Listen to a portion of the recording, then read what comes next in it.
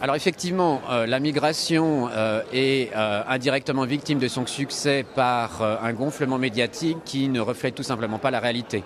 Il suffit de se rappeler que selon les statistiques onusiennes, les migrants ne représentent que 3,3% de la population mondiale. On est très loin de l'afflux massif véhiculé par les masses médias et les politiciens. Les médias ont une part de responsabilité, mais pas seulement les médias, évidemment, les politiciens aussi. Les médias parce que le traitement mondialisé de l'information, qui n'invite pas nécessairement à du recul et à une réflexion approfondie, fait que les médias traditionnels s'emparent rapidement de ce type d'événements. Et d'autre part, évidemment, les manipulations politiques et électoralistes bien connues, qui ne sont plus l'apanage des États occidentaux, mais ce risque de dérive populiste qui manipule finalement la question migratoire au profit d'enjeux purement nationaux-électoralistes est malheureusement largement répandu dans le monde, aussi bien d'ailleurs en Afrique qu'en Europe, que ce soit au nord de l'Afrique comme au sud de l'Afrique.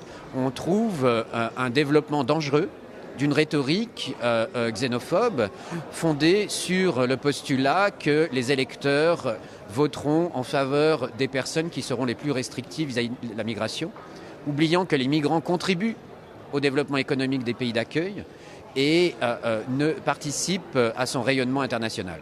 Les solutions, évidemment, sont multiples. La première, c'est de développer une information qui soit objective, factuelle et fondée sur une pédagogie de la migration. Ça, c'est le premier point. Tout le monde parle de la migration, tout le monde a un avis sur la migration, mais personne ne connaît réellement ce que signifie la migration. Et c'est ça la première difficulté. Les autres difficultés, évidemment, c'est de contrer ces dérives nationalistes et xénophobes qui caricaturent la réalité au profit d'objectifs purement nationalistes.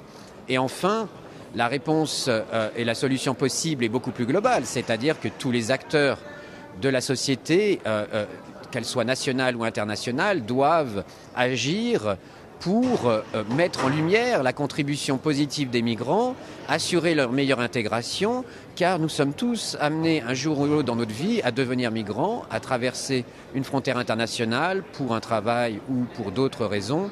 C'est une question d'intérêt commun. Il faut aujourd'hui penser la migration de manière rationnelle et passionnée.